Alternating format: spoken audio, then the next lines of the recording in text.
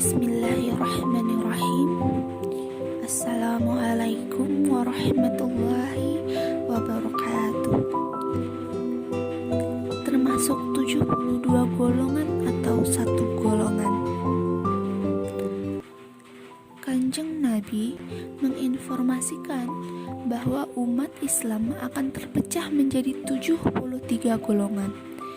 Tambah mencekam, dikabarkan lagi oleh beliau bahwa hanya ada satu golongan yang selamat, sedangkan 72 golongan lainnya tersesat.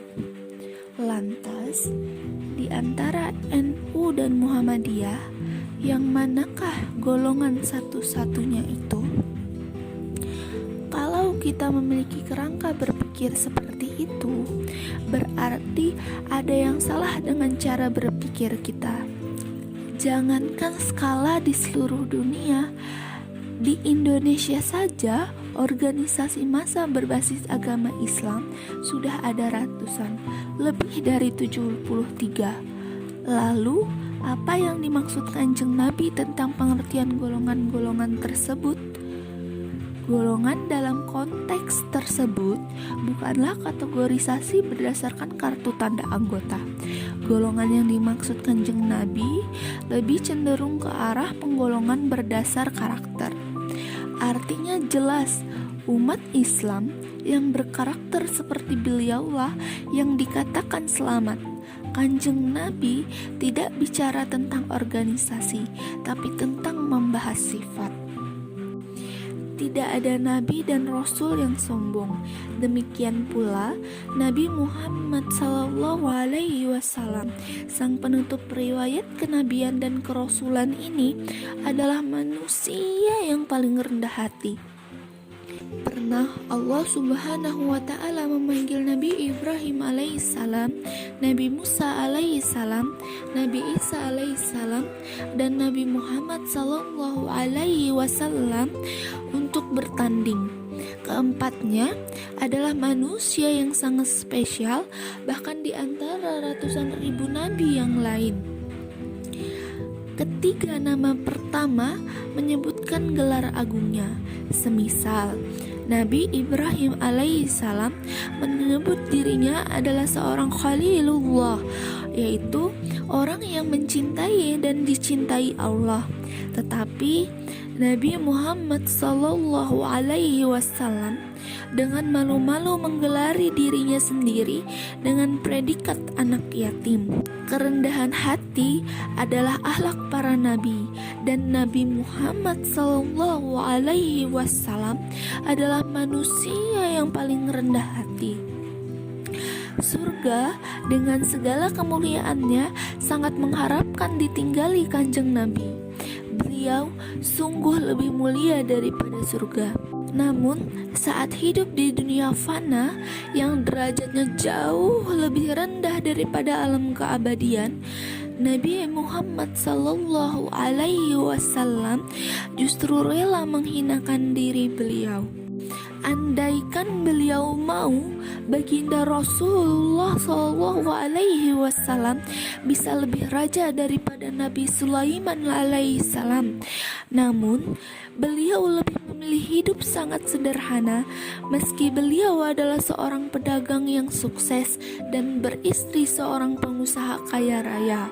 Tidak hanya menolak tunduk pada ego dan kekuasaan, Rasulullah juga menolak tunduk pada kemewahan. Beliau sudah meneladankan akhlak mulia. Apakah kita semua sudah mampu meneladani akhlak beliau? Apakah kita benar-benar satu golongan dengan beliau?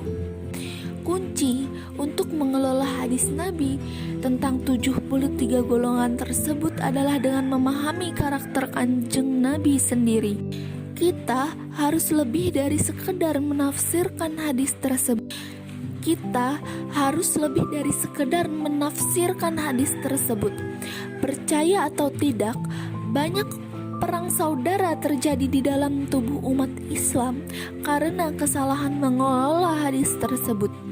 Oleh karena itu, sebaiknya kita selalu menganggap diri sebagai bagian dari 72 golongan yang tersesat.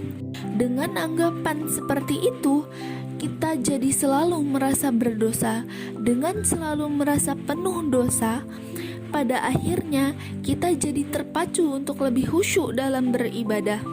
Perasaan menjadi bagian 72 golongan tersesat itu dapat menumbuhkan sikap berharap dan cemas kepada Allah Subhanahu wa Ta'ala di dalam tubuh kita.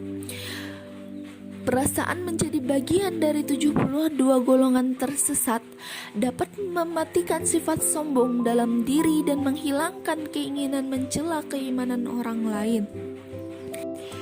Sebaliknya, kalau kita selalu merasa sudah menjadi bagian dari satu-satunya golongan yang selamat, kita sangat berpotensi menghabiskan waktu hanya untuk mencela orang lain.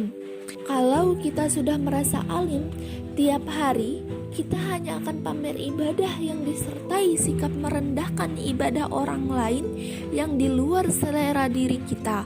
Saat melihat umat non-muslim berbuat kebaikan, kita justru sibuk berprasangka negatif.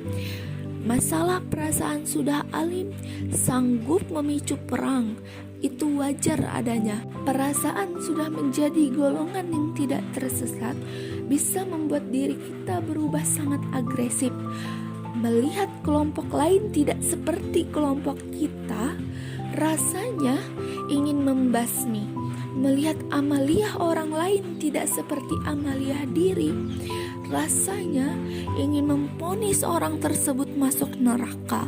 Para alim ulama menyadari bahaya perangkap kesombongan macam itu. Para alim ulama belajar banyak dari kisah terusirnya iblis dari surga.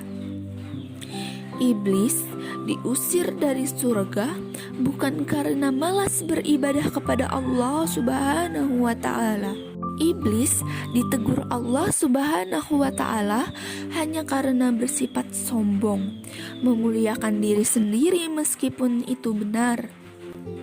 Nabi Adam alaihissalam memang hanya anak kemarin sore di hadapan iblis. Kaum sufi selalu ingin menganggap diri mereka sebagai bagian dari 72 golongan tersesat dan orang lain adalah satu golongan yang selamat.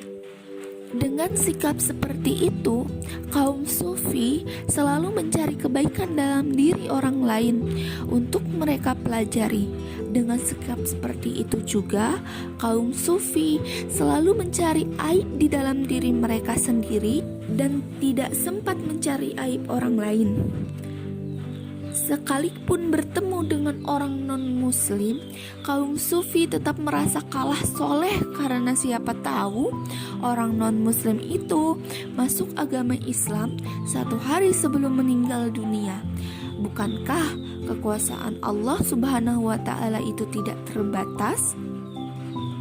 Kaum sufi menjadi tidak berani sombong karena dosa seorang muslim yang berumur 1 hari tentu jauh lebih sedikit daripada kuantitas dosa yang dimiliki oleh orang yang sudah beragama Islam sejak lahir. Semoga kita bisa meneladani akhlak mulia Kanjeng Nabi dalam kehidupan sehari-hari. Allahumma sholli ala Sayyidina Muhammad. Wassalamualaikum warahmatullahi wabarakatuh.